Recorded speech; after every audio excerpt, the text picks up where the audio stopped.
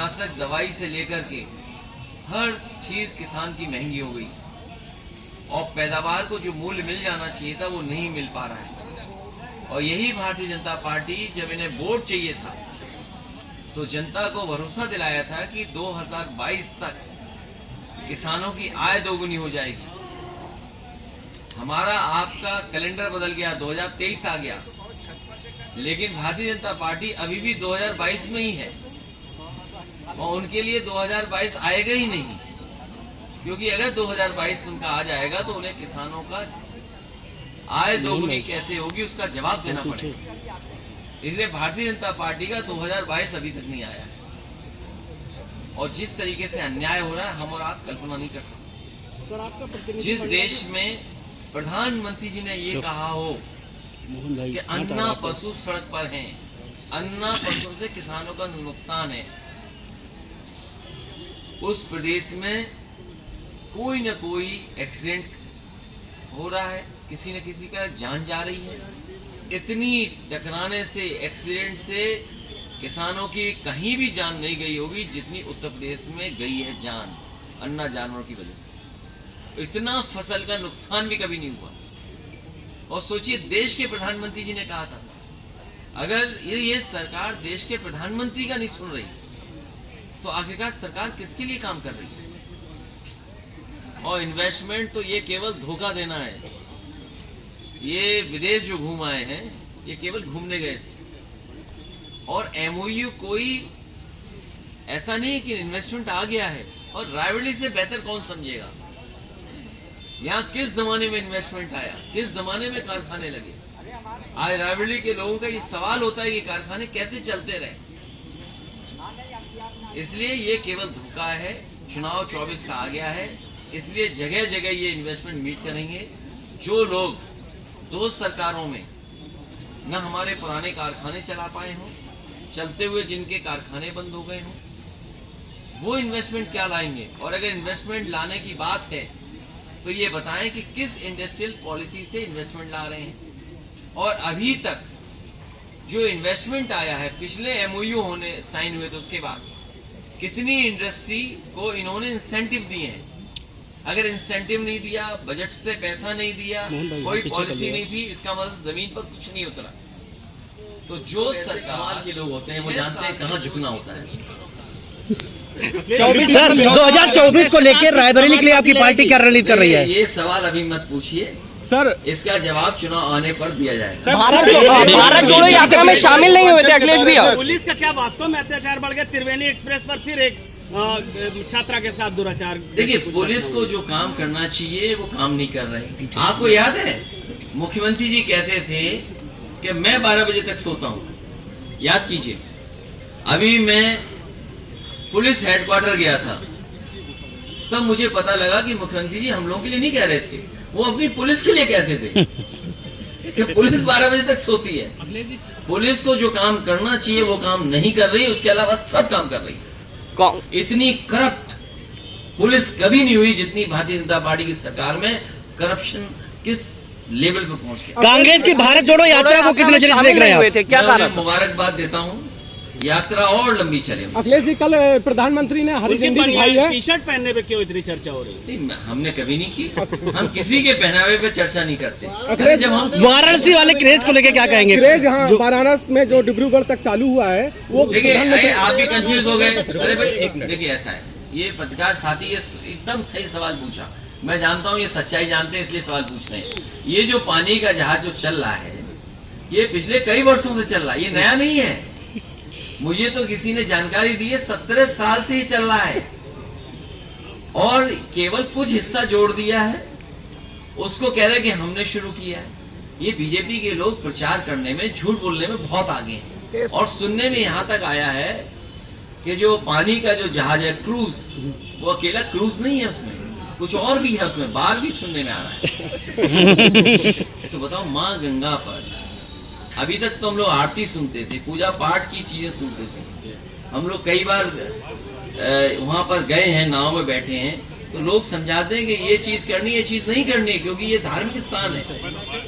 तो अब ये क्रूज में बाहर है कि नहीं बाहर है, ये तो बीजेपी वाले बता सकते हैं, हम तो गए नहीं उसके। सर आपकी क्या लग रहा है, रायबरेली में 5 विधानसभाएं हैं, 4 पे आपकी जीत हुई है, ये एक और जीत जाते हैं, हम लोग हार गए, कोई बात नहीं, अगली बार प्रयास किया जाएगा। जनता को और ये सांसद है हरिशंकर राजभर, उन्होंने कहा जूतों से मारेंगे, उसको लेकर वो बीजेपी की अच्छी भाषा है, बीजेपी कई बार ऐसी भाषा इस्तेमाल करती है। पीछे कर लो यार, सरकार कह रही है सबसे ज्यादा अत्याचार। अरे यार सर बाराबंकी संजय सिंगला की 5 करोड़ की मार्केट गिरा दी गई है। आज कर रहे हैं कि जनवरी में हम श्री राम मंदिर बना देंगे, उसके बाद वो करेंगे, तो आप जाएंगे समाजवादी पार्टी? हर कीटनाशक दवाई से लेकर के हर चीज किसान की महंगी हो गई और पैदावार को जो मूल्य मिल जाना चाहिए था वो नहीं मिल पा रहा है। और यही भारतीय जनता पार्टी जब इन्हें वोट चाहिए था तो जनता को भरोसा दिलाया था कि 2022 तक किसानों की आय दोगुनी हो जाएगी। हमारा आपका कैलेंडर बदल गया, 2023 आ गया, लेकिन भारतीय जनता पार्टी अभी भी 2022 में ही है और उनके लिए 2022 आएगा ही नहीं, क्योंकि अगर 2022 उनका आ जाएगा तो उन्हें किसानों का आय दोगुनी कैसे होगी उसका जवाब देना पड़ेगा। इसलिए भारतीय जनता पार्टी का 2022 अभी तक नहीं आया है और जिस तरीके से अन्याय हो रहा है हम और आप कल्पना नहीं कर सकते। जिस देश में प्रधानमंत्री जी ने ये कहा हो कि अन्ना पशु सड़क पर हैं, अन्ना पशु से किसानों का नुकसान है, उस प्रदेश में कोई न कोई एक्सीडेंट हो रहा है, किसी न किसी का जान जा रही है। इतनी टकराने से, एक्सीडेंट से किसानों की कहीं भी जान नहीं गई होगी जितनी उत्तर प्रदेश में गई है जान, अन्ना जानवरों की वजह से। इतना फसल का नुकसान भी कभी नहीं हुआ। और सोचिए, देश के प्रधानमंत्री जी ने कहा था, अगर ये सरकार देश के प्रधानमंत्री का नहीं सुन रही तो आखिरकार सरकार किसके लिए काम कर रही है? और इन्वेस्टमेंट तो ये केवल धोखा देना है। ये विदेश जो घूम आए हैं ये केवल घूमने गए थे और एमओयू कोई ऐसा नहीं कि इन्वेस्टमेंट आ गया है। और रायबरेली से बेहतर कौन समझेगा यहाँ किस जमाने में इन्वेस्टमेंट आया, किस जमाने में कारखाने लगे।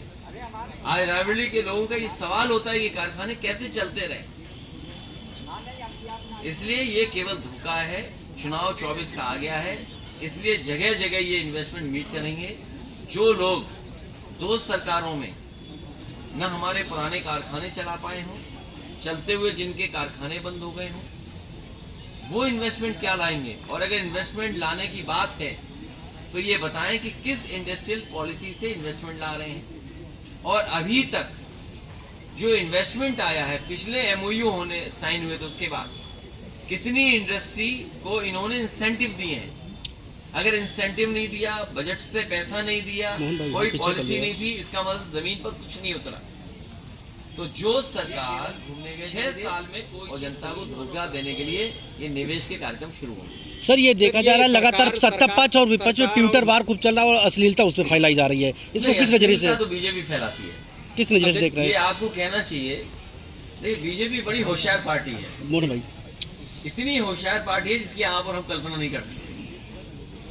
जनता इन्हें चाहती नहीं है, महंगाई का जवाब नहीं देना चाहते, बेरोजगारी का जवाब नहीं देना चाहते हैं। और जब इसके जवाब खत्म हो जाते हैं तो ये महिलाओं से कुछ ना कुछ ट्वीट करवाते हैं। जीत कैसे? और अगर कोई विरोध हम करें, उसका जवाब दे दें तो पुलिस को आगे कर देते हैं। जिस तरीके से पूरे उत्तर प्रदेश में ब्लॉक प्रमुखी, जिला पंचायत, विधान परिषद चुनाव लूटे गए थे, अगर आप विरोध करने गए होंगे तो आप पे मुकदमे लगवा दिए गए होंगे। इसी तरह ट्विटर पर आप लड़ रहे थे, लड़ते लड़ते लड़ते लड़ते सब सीमाएं लांघ गया। और जब उसमें भी आप हार गए तो आपने क्या इस्तेमाल किया? पुलिस को इस्तेमाल किया, एफआईआर का इस्तेमाल किया। आप पत्रकार साथी हैं, आप सब जानते हो, अगर थोड़ी खबर भी आप सच्ची दिखा दोगे तो हो सकता है एफआईआर का डर आपके अंदर भी पैदा कर दे। सर सरकार में भी रहा। अभी जल्दी आपके 2 प्रतिनिधि मंडल आए थे, सोनू ढाबा। मोहन भाई, क्या आपको बताया गया? देखिए, सोनू ढाबा के परिवार के लोगों से मैं मिला, वो समाजवादी परिवार है इससे पहले भी हमारी पार्टी के लोग भी आए हैं, चाचा भी यहाँ होकर के गए हैं। सोनू ढाबा एक एग्जाम्पल है। ये बीजेपी चाहती है कि इनके भी नक्शे चेक हो जाएं। ये सोनू ढाबा इसलिए गिराया गया है, एक तो ये पावर का एहसास दिलाना चाहते हैं कि देखिए आप समाजवादी पार्टी के हैं, आपका ये तोड़ दिया जाएगा। और ये बताना चाहती है बीजेपी कि अगर हम गैर कानूनी तोड़ सकते हैं तो आपको भी अधिकार है, आप भी सरकार में आना, गैर कानूनी तोड़ देना। अब सवाल ये आता है कि नक्शे कितनों के पास हैं। अगर रायबरेली में भी आप जांच करने निकल पड़े तो हो सकता है कि बहुत सारे लोगों के नक्शे पास नहीं होंगे, और जिन नियमों में पास होने चाहिए उन नियमों का भी उल्लंघन होगा। इसलिए बीजेपी चाहती है कि उनके लोगों के भी इसी तरह बुलडोजर चल जाए। सर 2024 के चुनाव को किस नजर से देखा जा रहा है? अब इसमें भारतीय जनता पार्टी उत्तर प्रदेश से साफ हो रही है, इसलिए साफ हो रही, कारण है उसका चरम सीमा पर महंगाई, चरम सीमा पर। बाराबंकी में संजय सिंगला की 5 करोड़ की शॉपिंग कॉम्प्लेक्स आज गिरा दी गई है, तो ये बताते हुए कि वो अवैध बिल्डिंग थी। देखिए, ये बीजेपी वालों ने ये नई तरह की व्यवस्था शुरू की है, वैध अवैध। आप आज भी रायबरेली में निकल जाइए या किसी शहर में निकल जाइए, बहुत सारी बिल्डिंगें इलीगल बनी हुई हैं, नियमों का पालन नहीं किया हुआ है, तो आप सबको गिरा दोगे। ये नई तरह की संस्कृति पैदा की है भारतीय जनता पार्टी ने, इसका बहुत बड़ा नुकसान होगा। ठीक है, अत्याचार करती है। अखिलेश प्रसाद ने कहा सबसे ज्यादा समाजवादी पार्टी। अखिलेश सर, अरे यार अहम शिमला था, इसलिए मत करो अखिलेश सर, उनके बारे में इसलिए मत करो, वो चाहते हैं कुछ बनना। अखिलेश सर, वो बेरोजगार मोबाइल ऊपर रख लो यार। बेरोजगार कहने अच्छी बात है। अखिलेश सर कब आएंगे? देखिए, हम बेरोजगार नहीं है। एक मिनट, ये बात सही ये पूछा है, उन्हें बताना चाहिए कि नौकरी कब देंगे। हम बेरोजगार नहीं है। उत्तर प्रदेश का जितना बेरोजगार है उसको आप गाली दे रहे हो।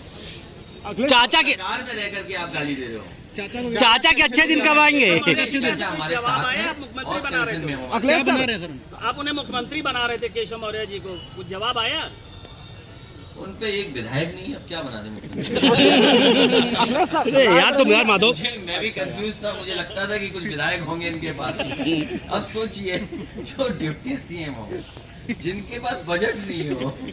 अभी कल परसों मुझे पता लगा, अखबार मैंने पढ़ा कि उसमें एक इन्होंने एम्बुलेंस खरीदी थी, गड्ढा भरने की एम्बुलेंस।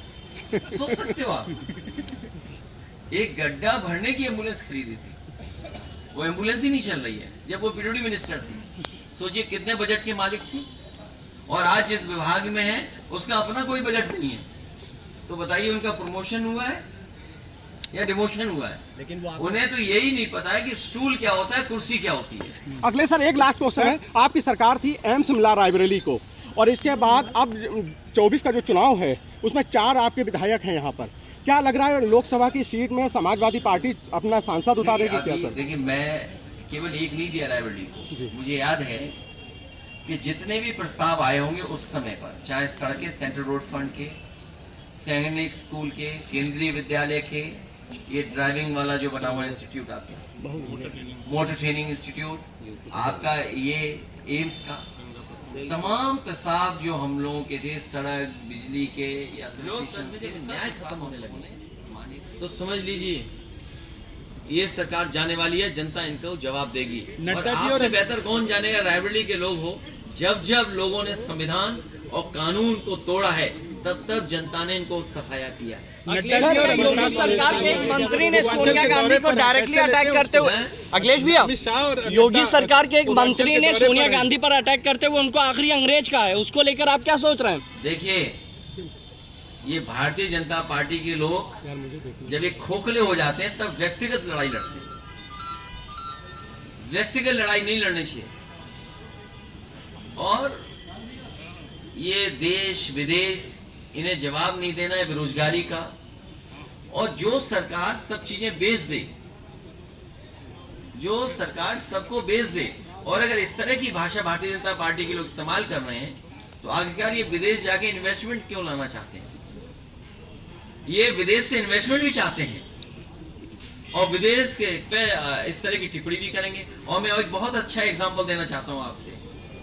अभी कुछ दिन पहले मैंने एक टीवी चैनल पे इंटरव्यू दिया था, तो हमारे सैफी के मेडिकल कॉलेज को जो टेंडर दिया गया था वो दिया गया था शाहपुर जी पालन जी, सबसे बड़ी कंपनी है। और मुझे याद है वो उत्तर प्रदेश में काम नहीं करना चाहती थी कंपनी। वो कहती थी सरकारी काम करने में हमें दिक्कतें आती हैं, कई बार परेशानी आती है।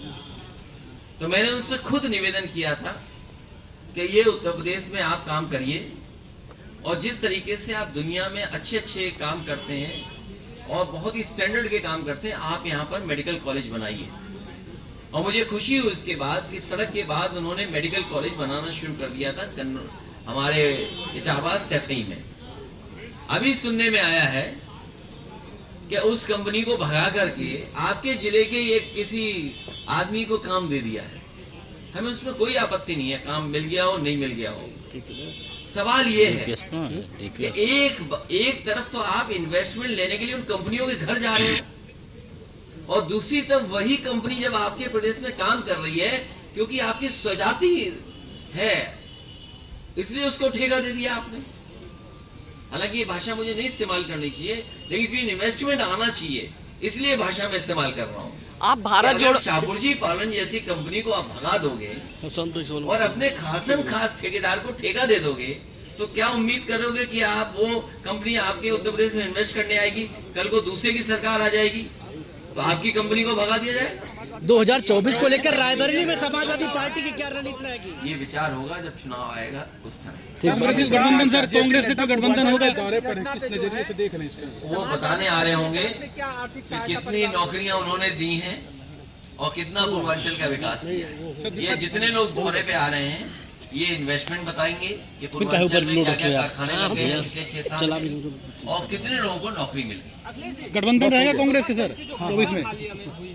उस पर जो 7 लोग आज हो गए हैं उसके हाँ, एक और एक्सपायर तरफ से क्या उनको कोई आर्थिक मदद या कुछ? देखिए मैं उन परिवारों से मिलूंगा भी और हमारी पार्टी के लोग लगातार उनके संपर्क में हैं। विधायक, जिलाध्यक्ष और संगठन के लोग उस गांव के में रहने वाले भी हैं। जो संभव मदद हो सकती है वो हम लोग करेंगे और अभी मैं उनके गांव में भी जाऊंगा। सरकार से हमारी अपील है कि नियमों के अंदर उनकी मदद की जाए, ज्यादा से ज्यादा सहानुभूति विचार करके उनकी मदद पहुंचाए। सर 24 में गठबंधन कांग्रेस से संभावना है? पहली बात अभी कहाँ से गठबंधन की बात हो रही है? अभी चुनाव नहीं हो रहा है। सर चाचा कल परसों मजबूत होंगे चाचा शिवपाल पार्टी में। क्या सवाल पूछते हो? जब मैंने आपसे कहा कि वो हमारे साथ आगे संगठन में हमारे साथ होंगे, अब कोई बात ही नहीं है। आपके कार्यकर्ता कंफ्यूज है। नहीं, कार्यकर्ता कोई कंफ्यूज नहीं है। अरे प्रेस के लोग परेशान ना हो, बीजेपी को परेशान होने दो। चलिए ठीक, थैंक यू।